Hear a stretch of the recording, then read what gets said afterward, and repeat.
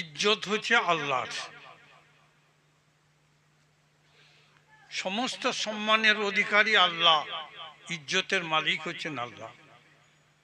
আর আল্লাহ তার হাবিবকে সবচাইতে বেশি ইজ্জত দিয়েছেন।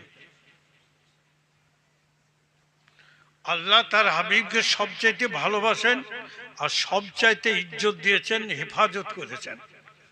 মানুষ যতই চেষ্টা করুক, দুনিয়ার মানুষ যত চেষ্টা করুক ইসলামকে শেষ করে দেব, চেষ্টা করুক যে কোরআনকে শেষ করে দেব, নবীর ইজ্জতকে, নবীর সম্মানকে শেষ করে দেব, তো দুনিয়ার মানুষ তুমি সারা পৃথিবীর মানুষ যদি লাগে তা আল্লাহর ইজ্জতকে নষ্ট করতে পারবে না, কোরআনকে নষ্ট করতে পারবে না, নবীর ইজ্জতকেও নষ্ট করতে পারবে না। এটা আপনাদের আমাদের ঈমান। আপনারা আমরা মুসলমান, আমরা আল্লাহকে মানি, নবীকে মানি, আল্লাহর ইজ্জত করি, নবীর ইজ্জত করি, আল্লাহর সম্মান করি, নবীর সম্মান করি, আল্লাহর তাবেদারি করি, নবীর তাবেদারি করি, আল্লাহকে মানি আর নবীকে মানি। শুধু আল্লাহকে মানি, নবীকে মানি, তবে আল্লাহকে মানা হয়। তা আসুন